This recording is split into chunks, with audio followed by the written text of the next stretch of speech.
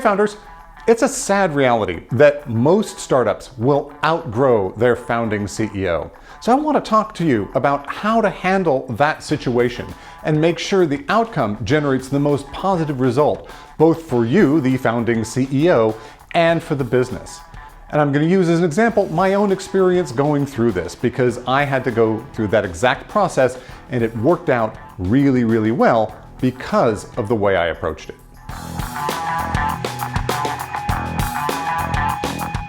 Welcome to Feel the Boot, the science of startups. I'm your host, Lance Cottrell, and I'm here to help you navigate the nearly vertical learning curve you're going to encounter as you launch your business. I know what it's like, I have been there myself, and I have helped countless other founders along their journeys. When I founded Anonymizer back in 1995, I was a solo founder, and I left my PhD in astrophysics to form the company. And that was not really an ideal background, right? I had no experience in management, in marketing, in sales, in business really whatsoever. But fortunately, I was smart and willing to work hard. So I really made an academic study of those topics and taught myself a lot of what I needed. But at some point, the company was really needing more than I had the experience to give. Then the dot-com bubble burst. And things just got worse. Growth slowed, things got harder, we were having difficulty with marketing, and I was still largely making things up as I went along.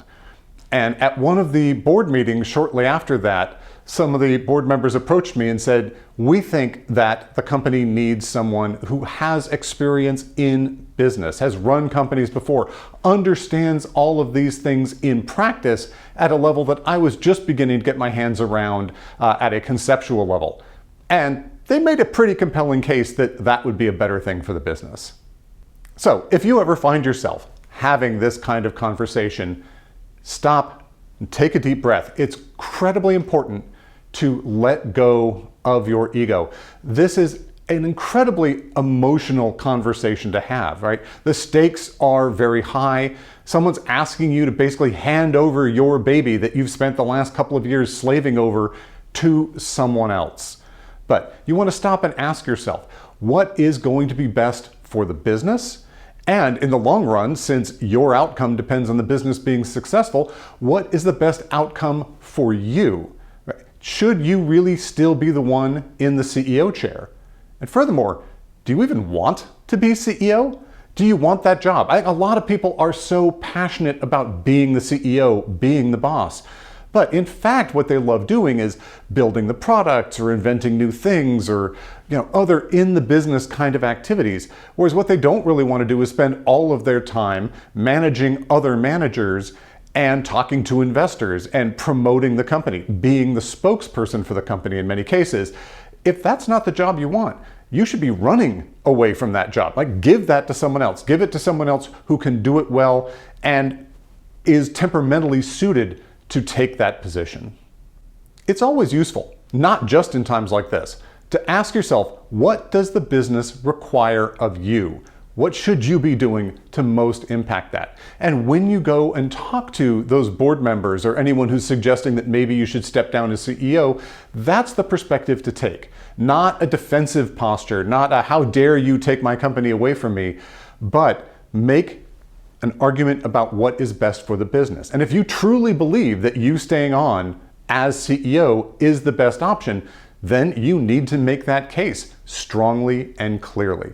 However, for me, I could see pretty quickly that I was not the right person to be the CEO at that point, and that it made sense to bring in someone who could really help the company grow. Before I talk about how I personally handled and navigated this situation, I need to take care of a little bit of business. First, we have merch now. So if you'd like to get a Feel the Boot mug or water bottle, t-shirt, jacket, just go to feeltheboot.com/merch. Lots of stuff. It helps support the channel. Speaking of supporting the channel, it really helps us, if you're getting value out of this content, to like, subscribe, and ring the bell. That'll make sure you get more content like this, which helps you, and it tells YouTube what kind of people like to watch these videos, and that helps us. And it helps us reach more founders, which is, after all, the whole point of this exercise. Finally, if you want to get one-on-one coaching with me, join our mailing list, Bootprints. Go to feeltheboot.com, click the big join link. I'll also put a link down in the description. And when you get every single issue, it comes with a link to my Calendly, so you can get one-on-one mentoring to talk about really any issue you need. I help founders on all kinds of things, and I love talking to you. It's really energizing. I learn a ton, and of course, it actually inspires most of these episodes. The first thing I did after recognizing that we did need to bring in an outside CEO is grab the initiative. I knew I didn't want the board finding a replacement and forcing them down my throat. So I immediately started the process of finding my replacement myself. And one of the first things I did was reach out and engage the board on helping me put together the requirements for the CEO, working out what kind of background and skill set and experience did we want that person to have. That was very effective. So I came out of that discussion both with the board behind my efforts to find a replacement, the board also in support of the kind of CEO I was going to hire because they helped me put together those requirements. Of course, it was really helpful to me because I hadn't hired a CEO before, so their input was invaluable. At this point, we did not have the money to do a big paid executive search, so I found my CEO candidates by reaching out to my personal network. Let everyone know that I was looking for a CEO and what kind of CEO I was looking for. And out of the many people I contacted, a few of them had a few ideas, and one of them turned out to be a home run. In this case, it turned out it was my real estate agent, the person who'd rented me my office space. He also rented office space to almost all of the other startups in San Diego. And so he was in contact with the C-suite of almost every tech company in the city. So when I put out the word to him, the next day, 5 stellar resumes landed on my desk. It was an amazing outcome. But it just goes to show, you never know who's going to be able to solve that problem for you. So be profligate with who you reach out to. I might have been able to address this deficiency in the company by hiring an experienced COO, someone who could be running those aspects of the business while I held on to the CEO title. But I spent some time thinking about what I wanted. Did I really want the CEO job and all the things that entailed? And at that point, we were still really inventing the technologies that we were putting out there. There was a huge amount of activity that I needed to be personally involved with. So being CEO didn't make a lot of sense. Also, we knew that when we were going to do fundraising, it would be easier to fundraise with a really credible, somewhat older CEO at the helm rather than me, at the time, quite young founder. I've never been that hung up on titles, so giving up the title of CEO was not a big deal for me. However, I was somewhat concerned about power and control. I was worried that if we brought in a CEO, he might, in a few months or years, decide to push me out. And I didn't want to be pushed out of my company. I was very passionate about what we were doing and wanted to make sure that we held to the integrity and vision that I'd created for the business. That was a huge value for me. But fortunately, I had the ownership stake to be confident that they weren't going to be able to do that. Right? If they tried to fire me, I could actually fire the CEO and put myself back in. The board didn't have that much control over me.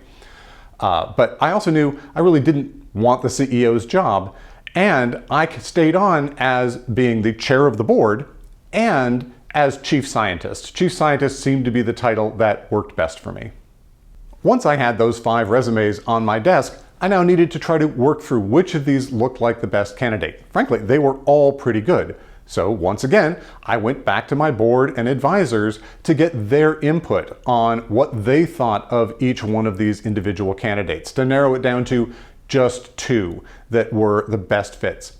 And then I did the usual interview, right? You sit down with them, you talk about the business, you talk about their background, get to know them, try to get a sense of what they are as people. But as we all know, interviews aren't really that effective. Right? You try your best to work out whether this is going to be a fit, but a single meeting with someone doesn't tell you very much.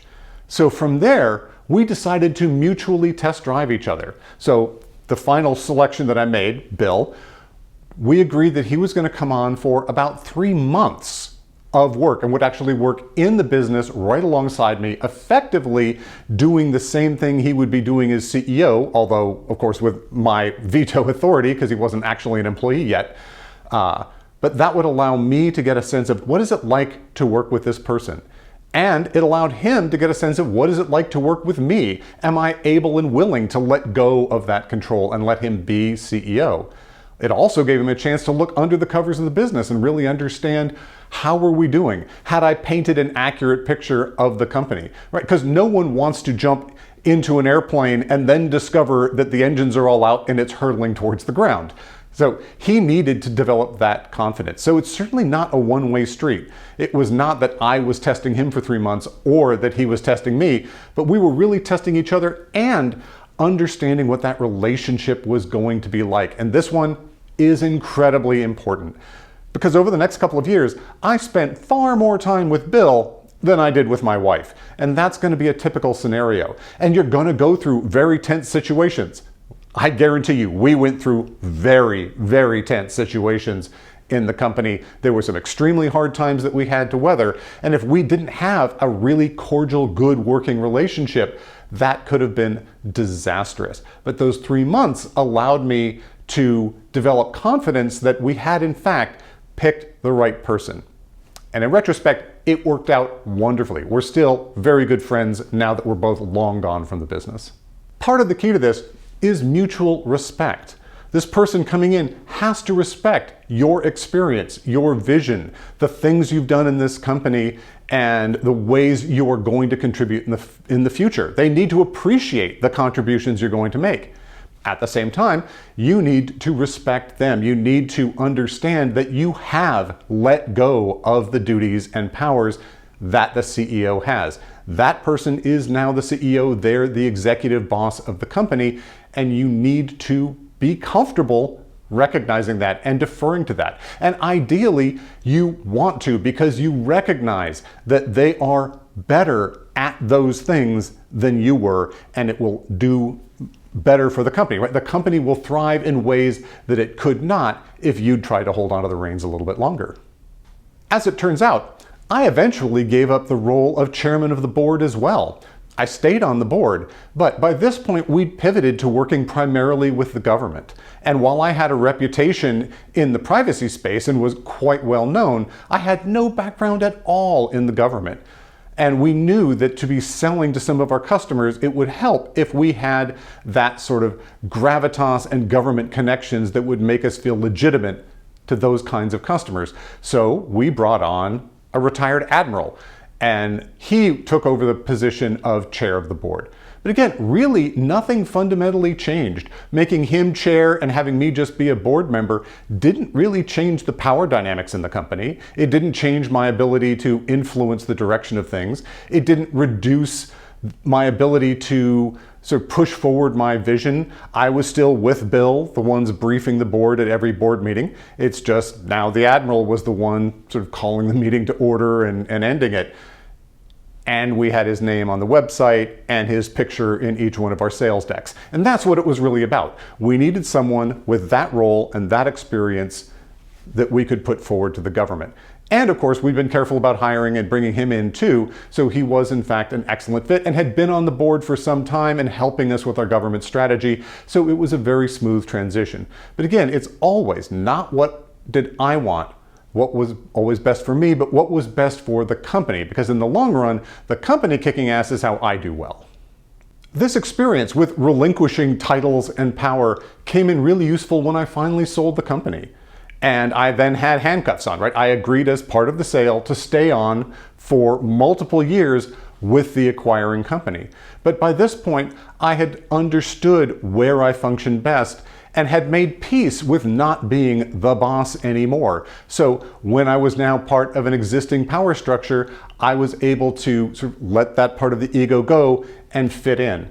And that also worked out really well. I only planned to stay for a couple of years, but because we were working on such interesting things, and the company that acquired us had connections I couldn't imagine or dream of, it took us into these amazing opportunities. I actually stayed on for a lot longer than I had planned, but it was a great ride, and still very close with that CEO and that entire team because I wasn't a thorn in their side being this sort of entitled ex-CEO.